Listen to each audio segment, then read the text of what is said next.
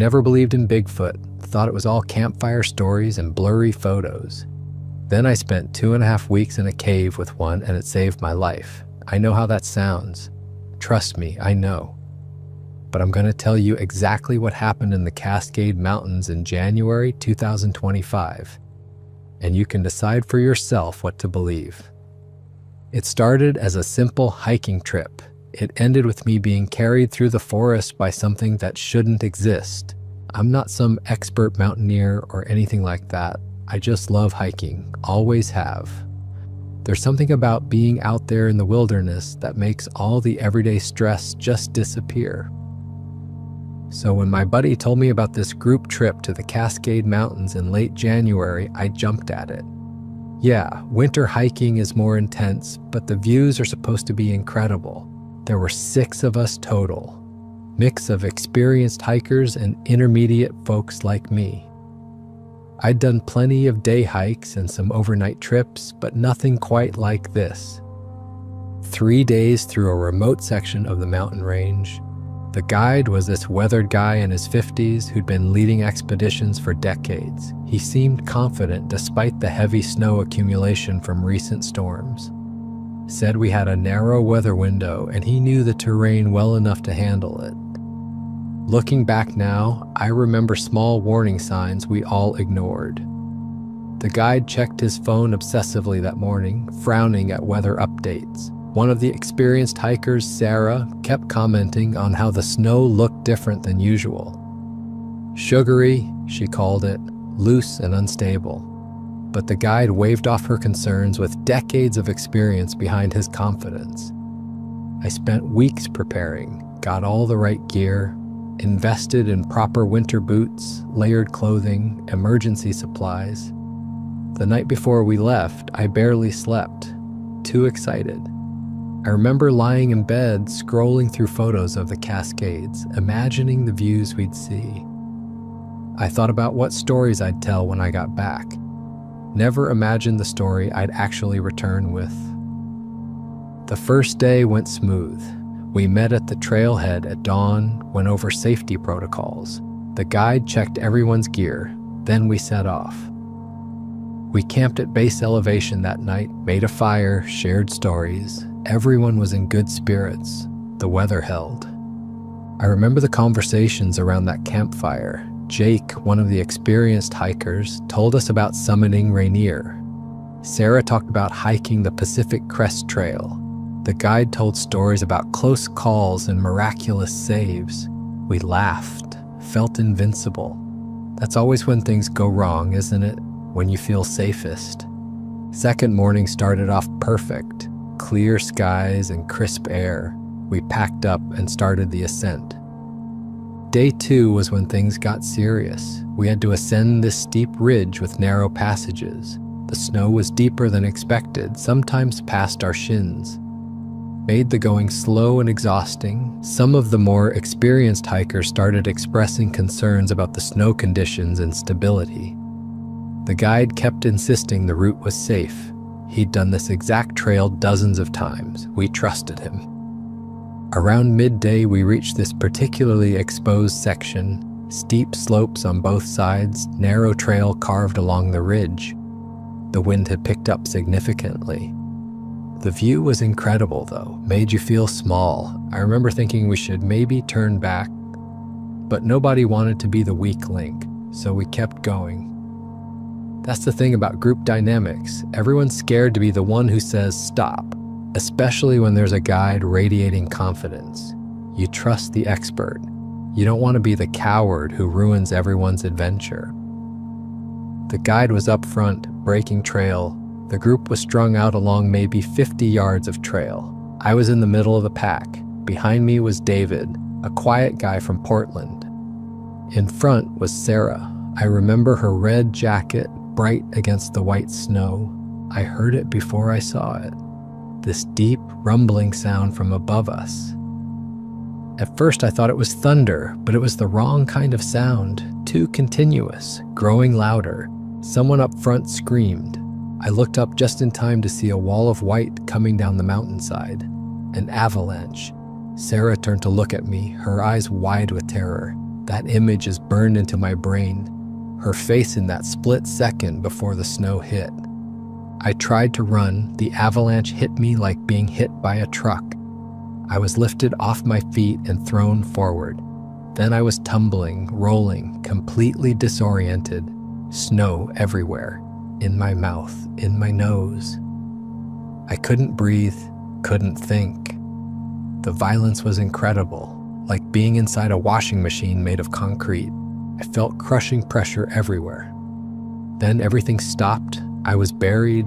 The silence was absolute. Total darkness. I couldn't move my arms, couldn't tell which way was up. Panic hit like electricity. This was it. This was how I'd die, suffocated under tons of snow. I tried to scream, but the snow was packed against my face. I don't know how long I was under. Felt like hours, but was probably only a minute. By some miracle, one arm was bent near my face, creating a small air pocket. I managed to move that arm, dug at the snow around my face, started pushing upward, though I wasn't even sure it was upward. Eventually, I broke through. When I finally got my upper body free and looked around, my stomach dropped. I was alone, completely alone. The trail was gone. The landscape looked nothing like it had before. Just white everywhere, broken trees, jumbled snow, complete devastation. I called out for the others. Sarah, David, anyone. No response, nothing, just wind and the settling creak of snow. The silence after the avalanche was worse than the avalanche itself. It meant I was the only one left. I tried to free my legs. That's when I discovered how bad it was. The pain was intense. My left ankle was badly sprained or possibly fractured. My right leg had a fracture somewhere in the lower leg. I could feel something wrong in the bone, and there was significant swelling starting. Both legs had deep bruising and some bleeding where the impact had torn skin, but thankfully no compound fractures. Blood soaked through my snow pants in several places. By the time I was completely free, I was exhausted and the pain was making me dizzy. I threw up in the snow from the pain and shock. I forced myself to think clearly, assess the situation.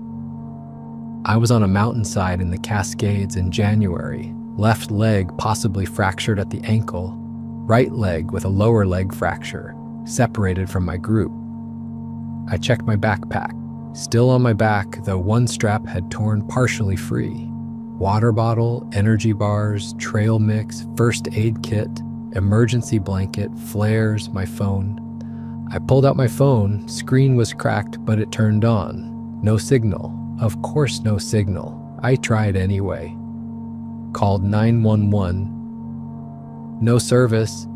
The words mocked me from the screen. 3 in the afternoon. The sun was already starting to descend. Maybe 2 hours of good daylight left. I tried crawling, made it maybe 10 feet before I had to stop. The pain was too intense. Every movement sent lightning bolts through my legs. I lay there trying not to pass out, face pressed against the snow, breathing hard. That's when the reality hit me. I was going to die out here. The avalanche had scattered us. Even if the rest of the group survived, search and rescue would take time. They'd have to wait for conditions to improve. Map out the avalanche field. Bring in specialized equipment and dogs. That could take days, time I didn't have. I had maybe 6 to 8 hours before hypothermia would kill me. Less if the temperature dropped as much as predicted. I pulled out the emergency blanket, wrapped it around myself, tried to make myself visible, waved my bright red jacket over my head until my arms gave out. Then I tied it to a broken branch, creating a makeshift flag. Arranged gear and patterns on the snow. SOS, the universal distress signal. Not that anyone could see it from ground level. I pulled out one of my flares, considered using it, decided to save it, wait until I heard helicopters or voices, make every resource count. The hours crawled by, the sun kept dropping, I tried to keep moving, flexing fingers and toes, trying to generate heat. I piled snow around myself to block the wind, creating a pathetic snow cave. Just a depression, really, but it helped. Marginally, I ate an energy bar, drank some water, tried to ration, but also knew I needed calories for warmth. The calculation was impossible. Save resources or use them to stay alive? How long should I expect to last? My shivering started getting worse. Violent tremors that I couldn't control. My teeth chattered so hard I thought they might crack. The sun touched the horizon, beautiful, cruel, painted the snow in shades of orange and pink. I watched it set and knew this was probably the last sunset I'd ever see. I thought about my family. My sister was probably making dinner right now. My parents would be watching the news. They had no idea. Wouldn't know for days, maybe. That thought hurt worse than my legs, the not knowing, the hope they'd have before the truth came. Darkness came fast. Temperature plummeted. My emergency blanket crinkled around me. The sound was loud in the silence. Every shift produced crackling, like I was wrapped in aluminum foil. The blanket reflected some heat, back, but not enough. Never enough. The shivering got even worse. My whole body shook uncontrollably, violent spasms that hurt my injured legs. Each shiver was agony. I tried to stop shaking, couldn't. My body was fighting for survival without my permission. My mind started getting foggy. I'd drift off and then jerk awake. Each time it took longer to remember where I was, why I was cold, what had happened. The avalanche seemed like something from days ago. Or maybe it hadn't happened at all. Random memories surfaced. My childhood, playing in the backyard with my sister, first day of high school, my grandfather's funeral, people I'd known, places I'd been, all jumbled together. No chronology, just fragments. I thought about my family, tried to picture their faces, struggled to remember details, my mother's eyes. What color were they? I couldn't remember. That terrified me more than dying. Forgetting the people I loved. I hadn't called them in weeks, too busy with work, with planning this trip, with life. I'd meant to call, always meant to. Now I'd never get another chance. The shivering stopped. That's when I really knew it was bad. When you stop shivering, it means your body has given up on generating heat, has accepted death, is shutting down peacefully. I felt almost warm now, comfortable. That's hypothermia playing tricks. Paradoxical undressing, they call it. People in the final stages feel hot, start taking off clothes, weird biological glitch. Some part of my brain knew that was wrong, but the thought seemed distant, unimportant. I kept drifting, my eyes wouldn't stay open, just darkness and this strange floating feeling. Peaceful, like being wrapped in a warm blanket, like sinking into a hot bath after a long day.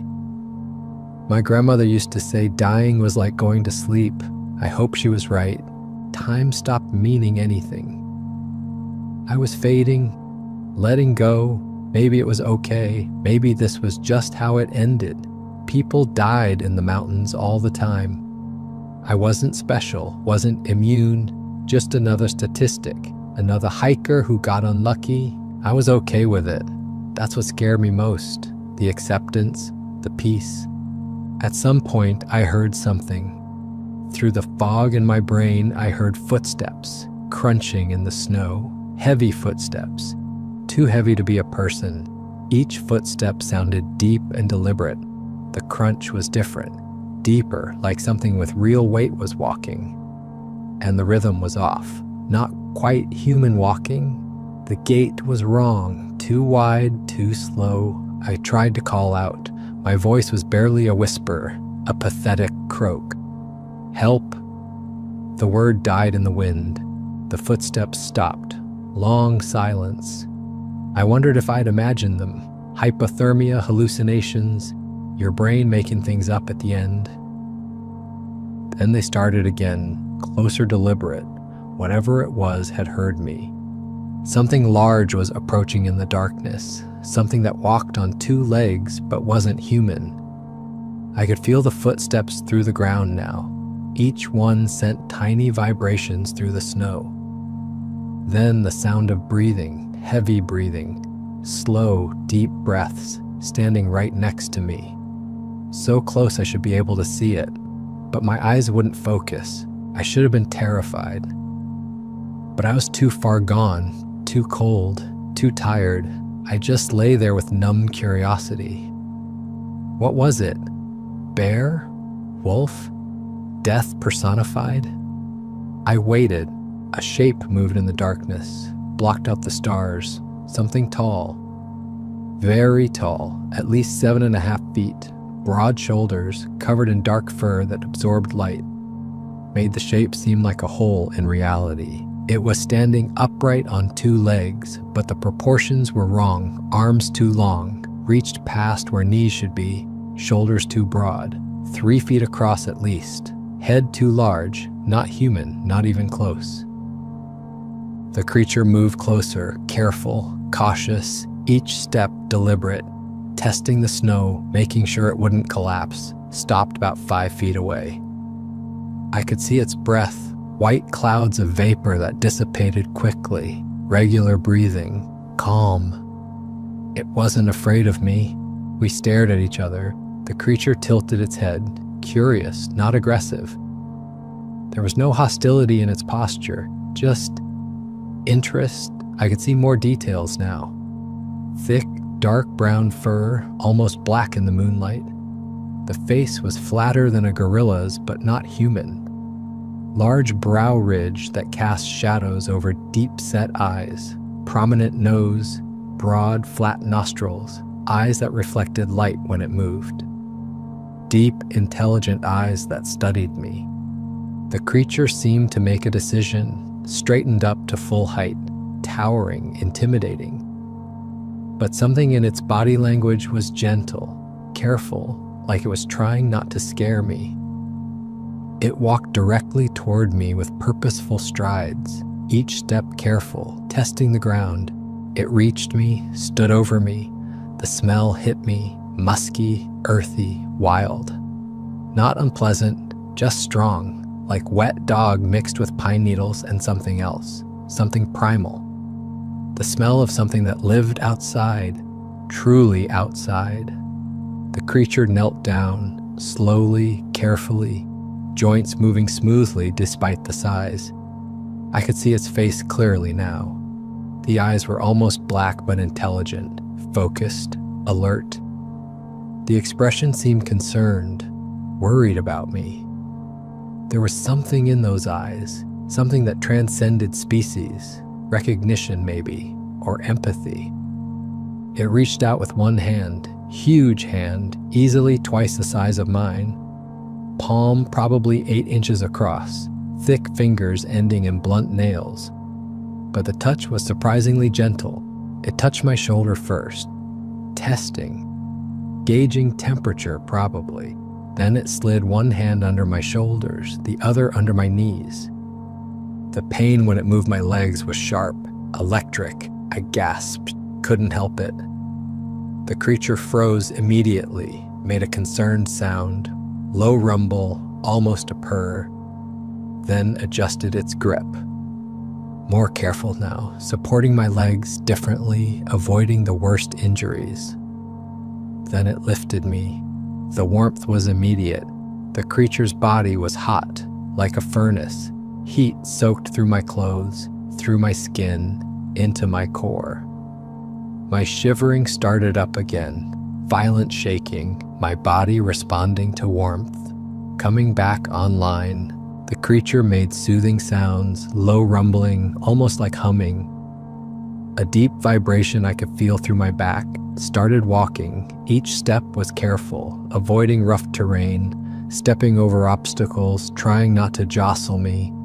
The movement was smooth, practiced, like it had carried things before.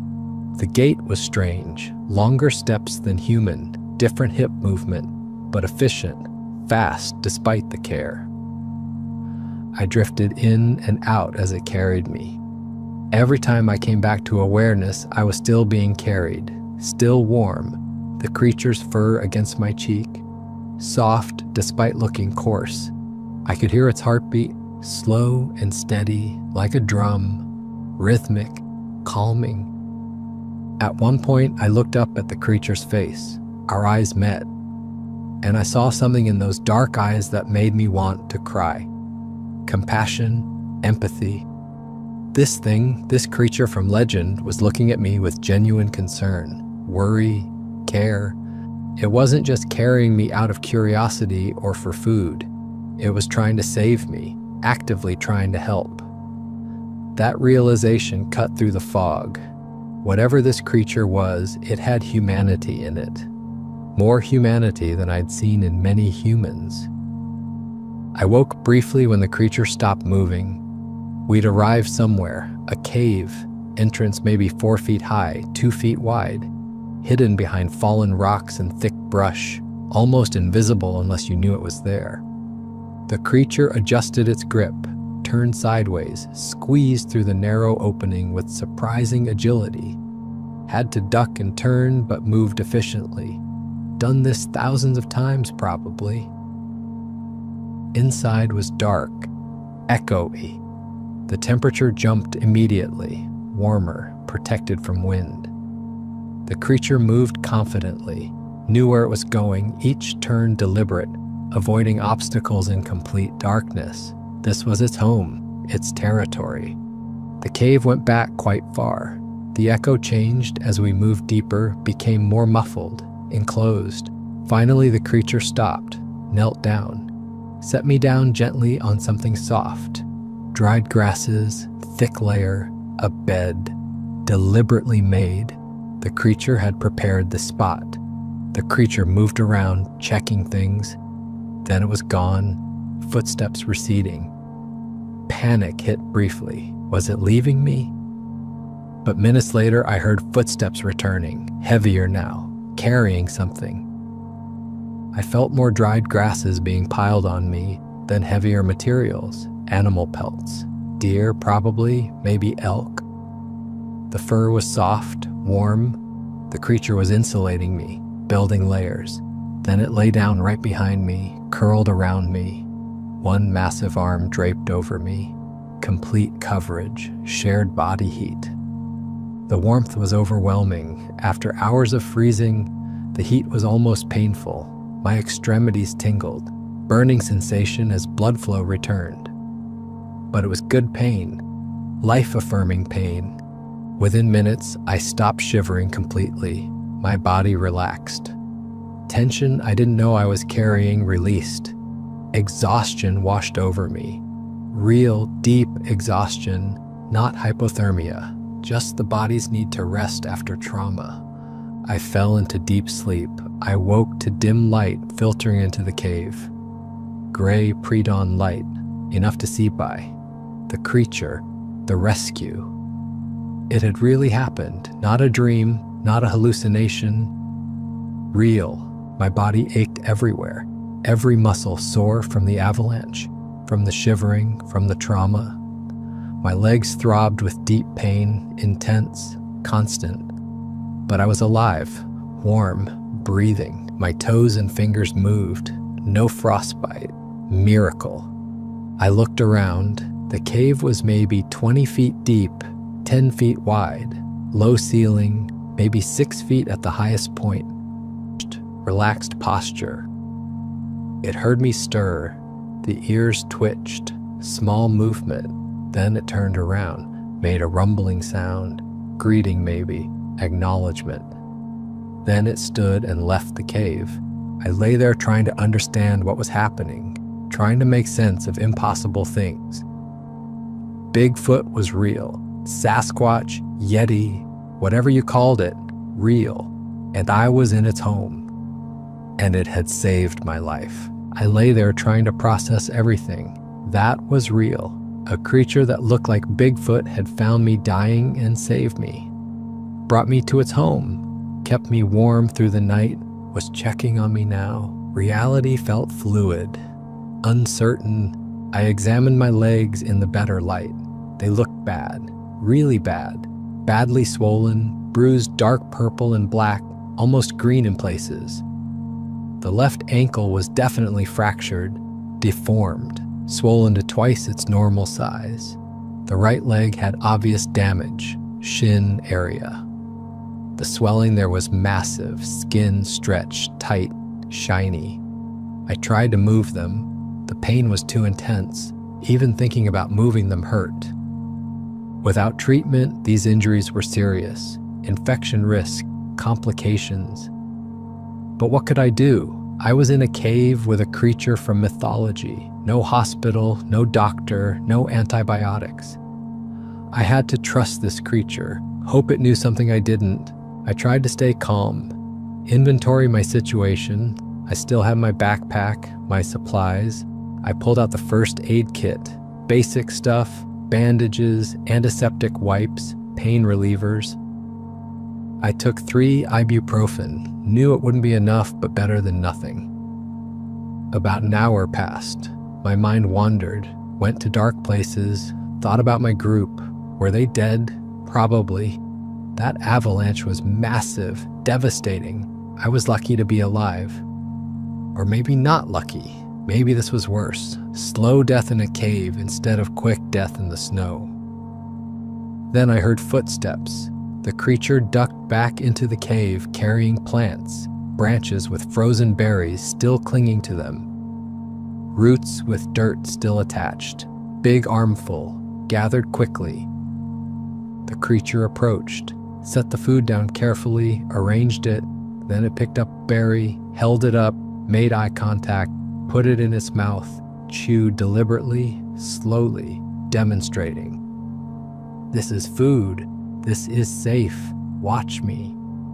Then it offered the branch to me, extended arm, patient, waiting. I hesitated. Was this safe? But what choice did I have? Starve or trust? I took the branch, picked off a few berries. They were small, dark purple, almost black. I put one in my mouth, tart, astringent, but not bad, not poison. I ate several. The creature seemed pleased, made a soft sound. It picked up a root, thick, tuberous, covered in dirt. It brushed off the dirt with one hand, then bit into it. Hard to bite, had to really work at it. Chewed thoughtfully. Then offered the root to me. I took it, tried to bite it, too hard. My teeth couldn't make a dent. The creature took it back, bit off a chunk, handed me the piece. Easier. The taste was earthy, like a bitter potato mixed with celery, fibrous, but edible, probably nutritious. We sat there eating together, this strange breakfast, surreal, impossible. The silence was almost companionable, natural, like we'd done this before, like this was normal.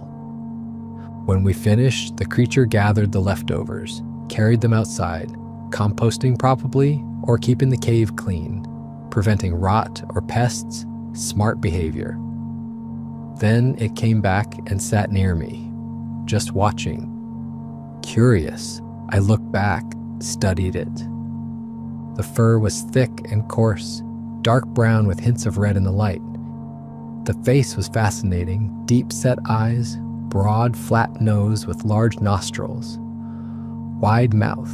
When it breathed, I could see large teeth, flat molars, some pointed canines, but not overly aggressive. More omnivore than carnivore. The creature was male, I was pretty sure. 7.5 feet tall at least, maybe 8 feet, hard to tell exactly. Shoulders 3 feet across easily, massive. Arms reached past its knees when standing. Hands were proportionally large with thick fingers and opposable thumbs. Tool-using hands.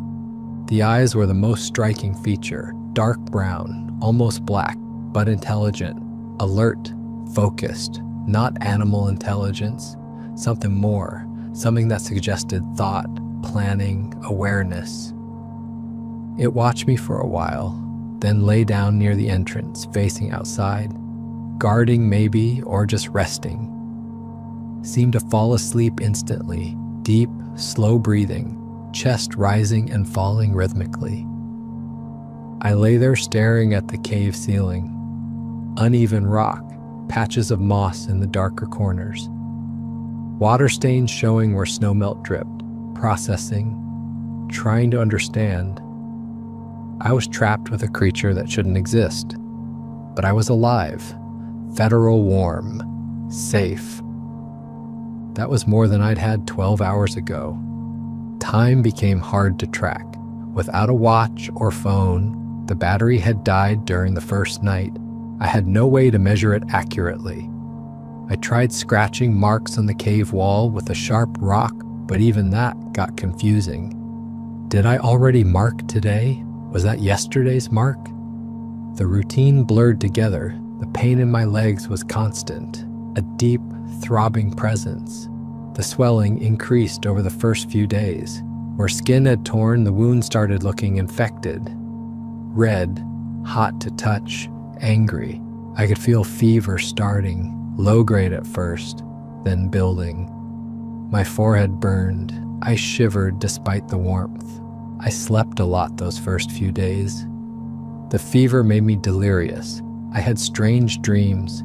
The avalanche played on repeat. But in the dreams, I could see my companions being swept away. Sarah's face, David's outstretched hand, the guide's scream. I'd wake up gasping, covered in cold sweat despite the fever. The creature seemed concerned. Would bring water from deeper in the cave. Water cupped in large, waxy leaves folded into makeshift bowls. Some kind of broadleaf plant, waterproof, perfect for carrying water. The creature had learned this, figured it out, used natural materials as tools. It would hold the leaf to my lips, tip it carefully.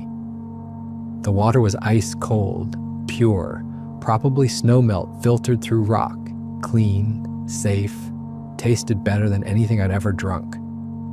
I gulped it down. The creature would make more trips, bring more water, patient, caring. One day, maybe day 4 or 5, the creature examined my legs carefully. Its touch was so gentle. Fingers soft despite their size. It would press around the swelling, feel the heat, run fingers along the fractures, make concerned sounds, deep rumbling, worry evident in its posture. Then it left.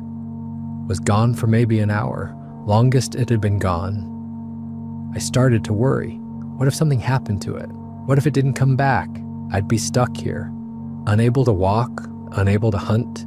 I'd die slowly, alone again. But it came back carrying broad, thick leaves, different from the water-carrying leaves. These were textured, almost fuzzy, dark green with prominent veins, big armful. Sat down beside me, put the leaves in its mouth, started chewing. The sound was unpleasant, wet, grinding.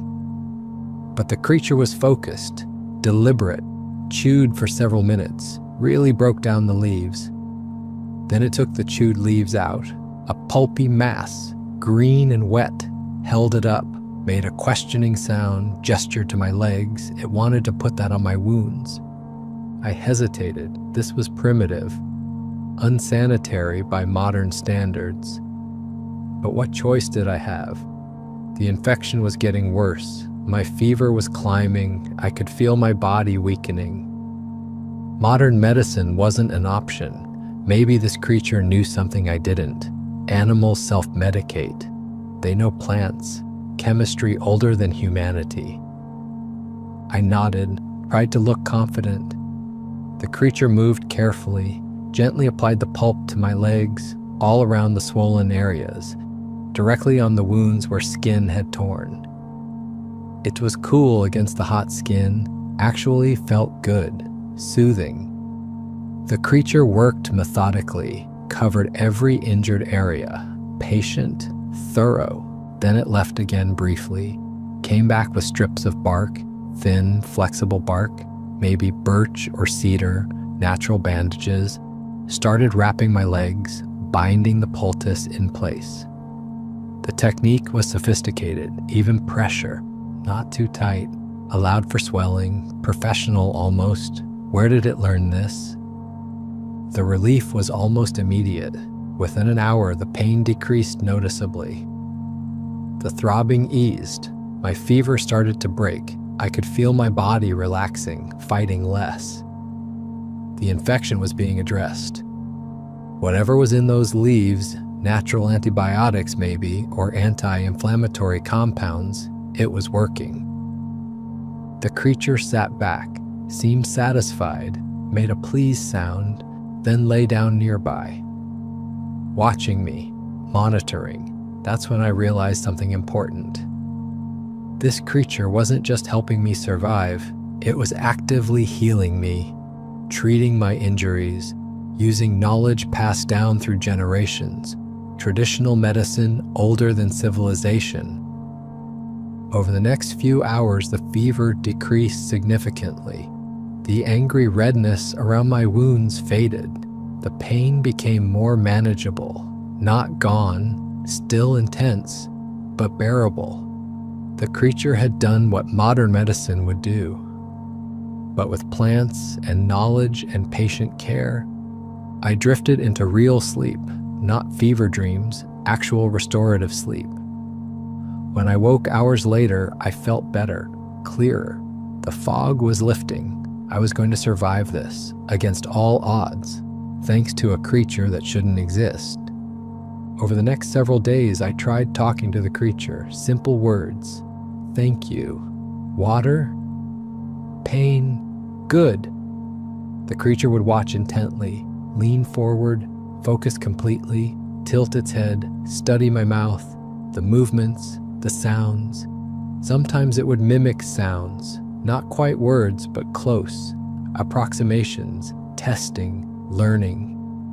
More often, it would respond with its own sounds, grunts, rumbles, whistles, clicks. Each seemed to mean something, carry information. Low rumble meant comfort, affirmation, everything's okay. Sharp grunt meant acknowledgement, I hear you. High whistle meant warning, danger, attention. Soft clicks were curiosity, questions maybe. We developed simple understanding, not language exactly, but communication. Gestures helped, pointing, nodding, shaking my head. The creature picked up on these quickly, mirrored them back. Certain sounds meant food, others meant water, some meant pain, others comfort. It worked. Wasn't elegant, but functional.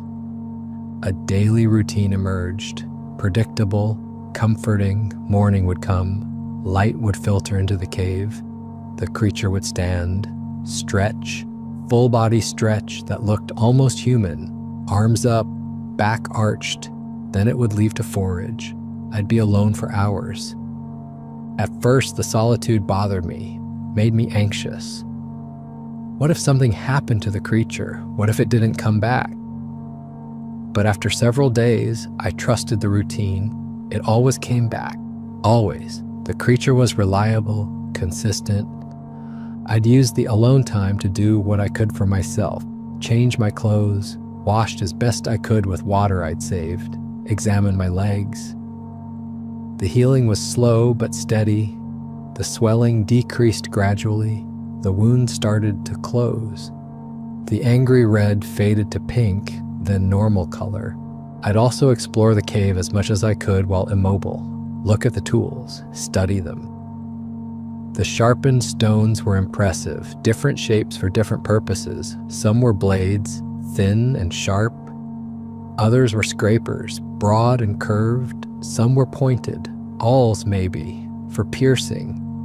The edges showed wear, use. These weren't decorative. These were functional tools used regularly. Midday, the creature would return with food. The routine never varied.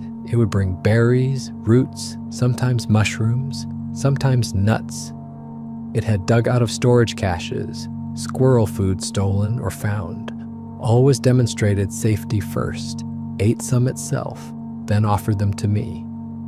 I learned to identify the foods, started to recognize patterns, certain roots in morning, berries in afternoon. The creature knew where to find things, had mental maps, planning capability. We'd eat together. My favorite part of the day, the creature would sit close, within arm's reach. We'd eat in comfortable silence. Sometimes I'd talk, tell stories about my life. The creature would listen, watch my face, follow my expressions. Afternoon, the creature would stay close, sometimes sleep, deep, peaceful sleep, breathing slow and steady, sometimes work on things. Use the stone tools I'd noticed in the corner. It would sharpen sticks, process plants into fibers, scrape hides. The work was methodical, skilled. It had surprising dexterity.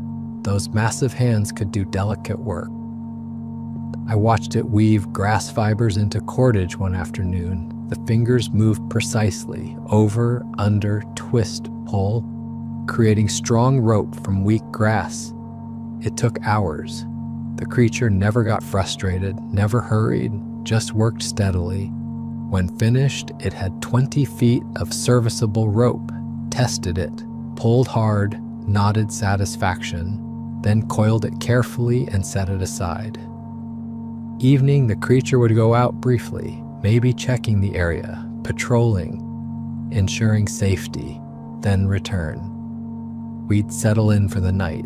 It would make sure I was warm, adjust the pelts, add grass if needed, then lie beside or behind me, share warmth. We'd sleep. The routine was comforting, predictable, safe. There was something domestic about it, like roommates who'd figured out how to live together. We had our rhythms, our patterns, our understanding, unlikely companions making it work. Over about 10 days, the swelling in my legs decreased significantly. The angry red faded. The heat of infection diminished. Whatever was in those leaves was working. The creature changed the poultices every 2 days, would carefully unwrap the bark, remove old pulp, examine the wounds, check progress, apply fresh pulp, rewrap. The creature was fastidiously clean, would groom itself carefully, use its hands to work through its fur, remove debris, tangles. Sometimes would go wash in the water source deeper in the cave. I heard splashing once, went back to investigate the sound. The cleanliness surprised me, challenged my assumptions about wild creatures. The tools fascinated me more as I studied them. The sharpened stones showed real intelligence, planning, different shapes for different purposes. The creature used them regularly to process food, cut bark for bandages, scrape animal skins clean. The pelts keeping me warm. The creature had hunted, killed, and processed those animals, skinned them, scraped them clean, dried them. Complex behavior, multiple steps, planning ahead for winter. There was clear intelligence in everything it did. Nothing was random. The way it arranged things, stored food in the coolest, darkest part of the cave, kept tools organized by type, maintained the sleeping area, kept the entrance clear. This wasn't instinct. This was thought, decision-making, problem-solving. I noticed other things too. The creature had a water source deep in the cave. I could hear it dripping, but it never contaminated it, never left waste nearby, understood sanitation, disease prevention. It took waste outside, far from the cave, buried it or scattered it, smart, hygienic. Sometimes I'd catch it watching me with the same curiosity I felt. We were both trying to understand something completely foreign to us. Two species that shouldn't interact, couldn't normally interact. But here we were, making it work through patience and mutual respect. After about 12 days, though I couldn't be certain, I tried to sit up. The creature immediately helped, put its hands under my arms, supported my weight. My legs protested but held, sort of, with help. The bones were knitting, slowly but surely. I sat there trembling from the effort, weak, atrophied, but upright. The creature made an encouraging sound, kept its hands on me, ready to support if I fell. We stayed like that for 5 minutes. Then the pain got too intense. Throbbing turned to stabbing. I had to lie back down. But it was progress, real progress. The creature helped me sit up regularly after that. Every day, multiple times, building strength gradually, teaching my body to function again. Gentle physical therapy. It was patient, never rushed me, never pushed too hard, seemed to understand limits, pain thresholds. After a few more days, I tried to put weight on my legs with the creature supporting me. Most weight was on it, probably 90%, but some was on my legs, 10%, maybe less. They shook, threatened to buckle, screamed in protest, but held. For a few seconds, we worked up to it gradually. More time standing each day, more weight on my legs, shifting balance, testing. The creature's strength was incredible. It could support my entire weight effortlessly, like I weighed nothing. But it let me take what weight I could, encouraging independence, recovery. It was exhausting. Every session left me drenched in sweat, shaking. But it was working. The legs were healing, getting stronger, slowly, painfully, but definitely improving. The creature also made me a crutch, found a sturdy branch somewhere, brought it back. Used stone tools to strip off smaller branches, smooth the surface, shape it, the right height, tested it against me, adjusted, made it forked at the top or under my arm. Comfortable, functional, it had observed what I needed and made it.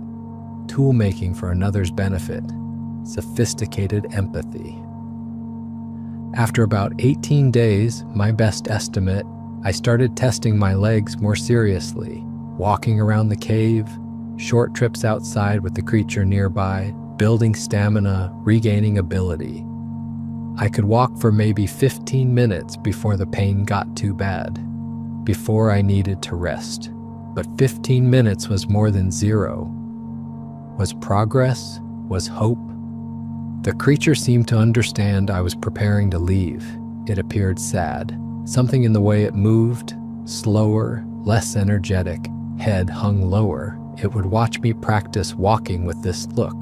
Hard to describe, melancholy maybe, like it knew this was ending. I felt the same way. This strange companionship had become important, real. This creature had saved my life, cared for me, healed me, kept me company. We'd built something, connection across species, across worlds. And soon I'd walk away from it. The thought hurt more than I expected. Part of me wanted to stay, live here with the creature, learn from it, study it, document it, protect it. But I couldn't. I had a life, family, responsibilities, and the creature had its life too. Solitary existence in these mountains. I was a disruption, an anomaly. However meaningful our time together, it wasn't sustainable. We both knew it. The night before I planned to leave, I couldn't sleep, just lay there staring at the cave ceiling, memorizing details, the quartz veins, the water stains, the rough texture. This place had kept me alive, been my sanctuary, my hospital, my home, for weeks.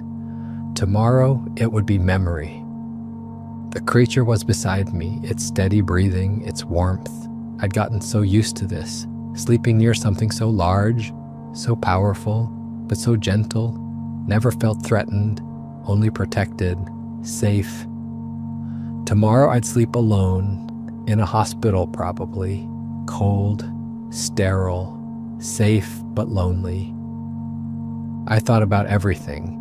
The avalanche, nearly dying, being rescued by something that shouldn't exist, living with a creature from legend for weeks, learning to communicate, to trust, to connect. It sounded insane, impossible, but it happened, all of it.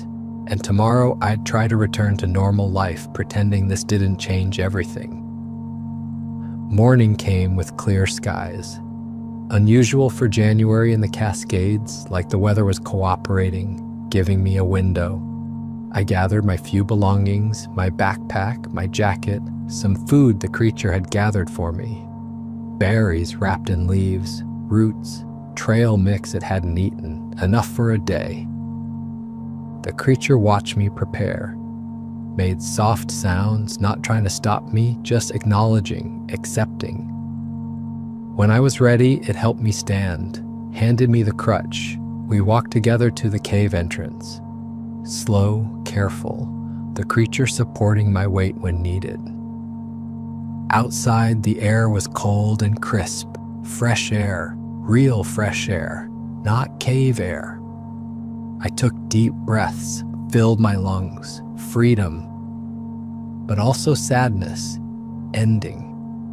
The creature walked with me to the tree line, helped me navigate the rocky terrain, its hand on my arm, supporting, guiding, protective.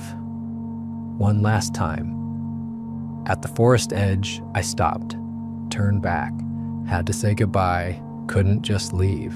The creature stood there, massive against the morning light, silhouetted, looking at me with those dark, intelligent eyes. So much there, so much I'd never fully understand. I raised one hand in farewell, felt inadequate, insufficient. But what else could I do? The creature raised its own hand, mirroring me, simple gesture, universal meaning. Then it made one last sound, that rumbling hum, the sound of comfort, the sound I'd heard dozens of times when I was in pain, scared, alone, the sound that meant everything will be okay. I stood there for a long moment and smiled. I survived because of that creature that shouldn't exist.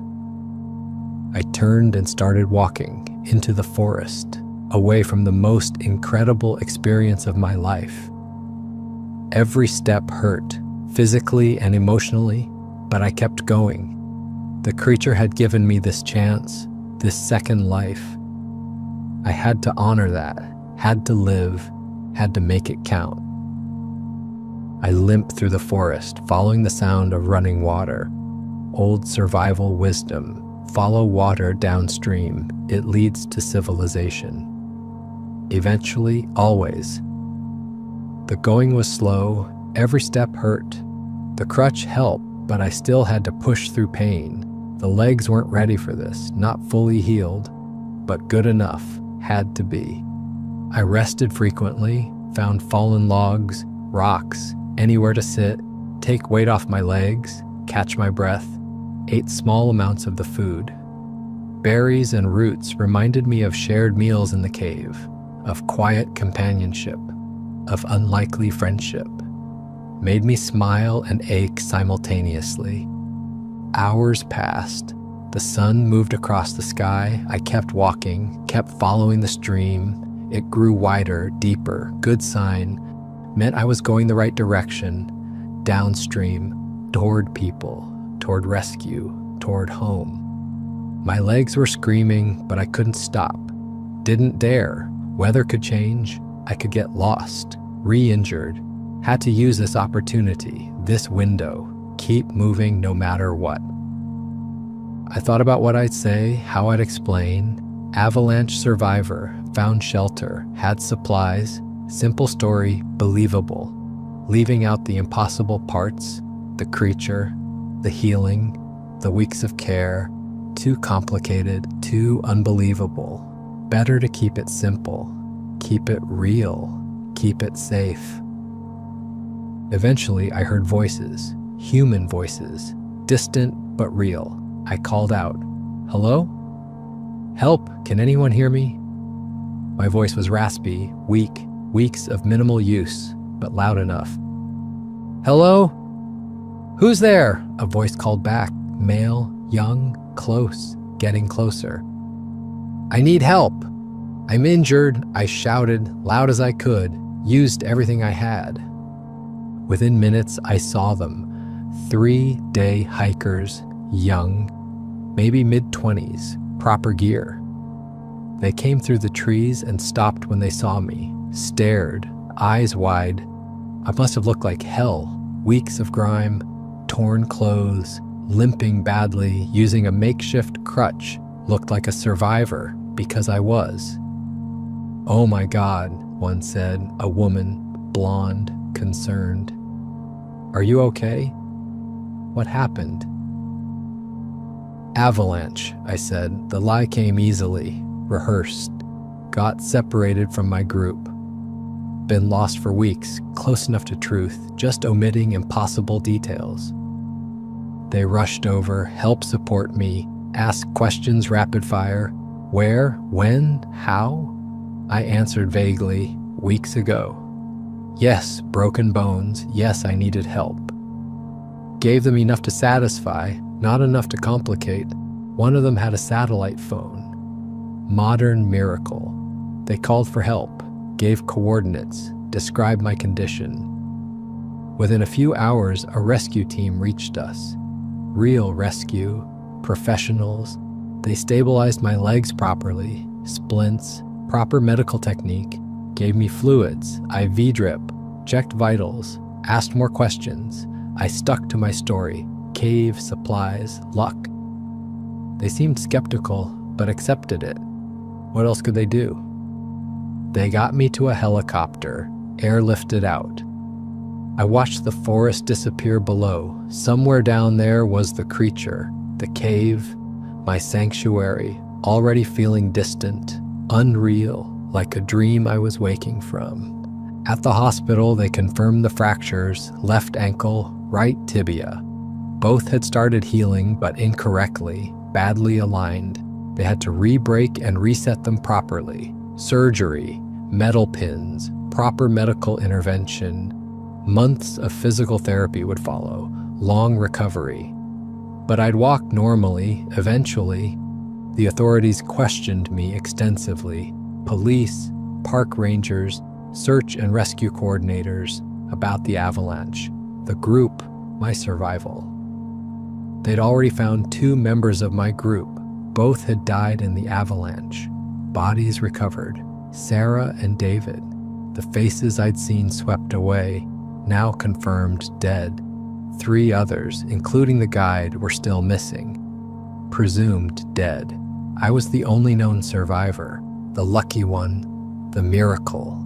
I told them I found a cave, sheltered there, had emergency supplies, got lucky with the weather. They seemed skeptical.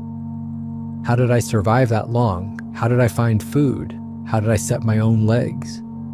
But had no reason to disbelieve me, no evidence to contradict.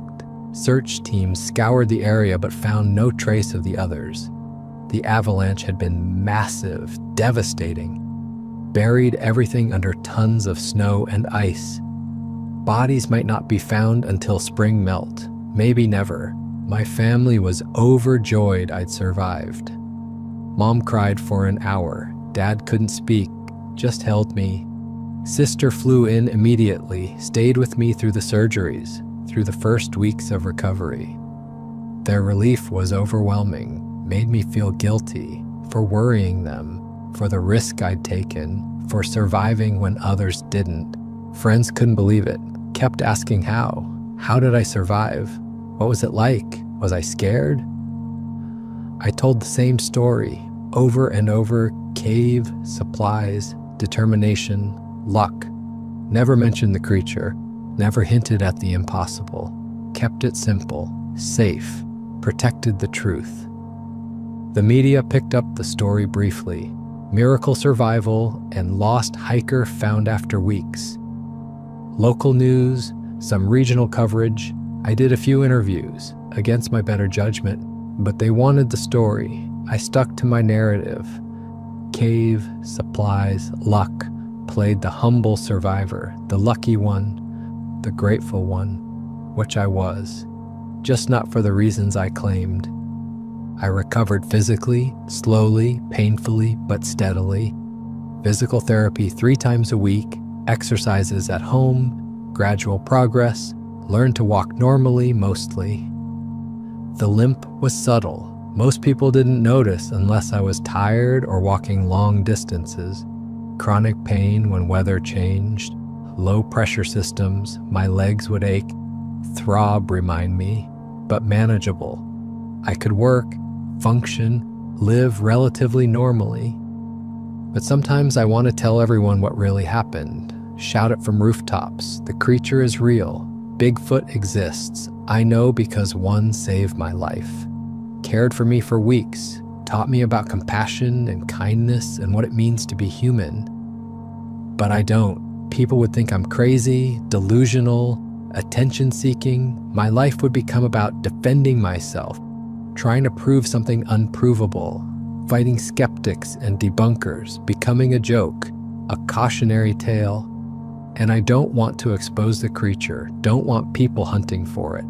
Scientists trying to capture it, study it, contain it, media making a circus, tourists flooding the mountains looking for it, disturbing its territory, its home, its peace.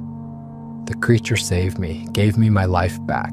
The least I can do is protect its privacy. Keep it secret, let it live in peace. It's the only gift I can give in return.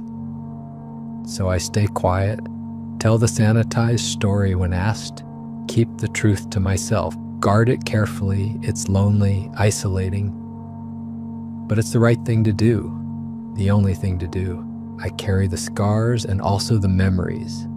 That's what I carry with me. That's what changed me fundamentally, the knowledge that somewhere out there in those wild mountains, there's something incredible, something impossible, something that saved my life when it had no reason to, when it would have been easier not to, when helping me risked everything, and I'll never forget it. Never stop being grateful, never stop protecting its secret.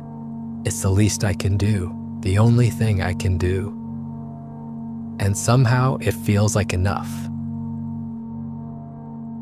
For more interesting stories, check this out.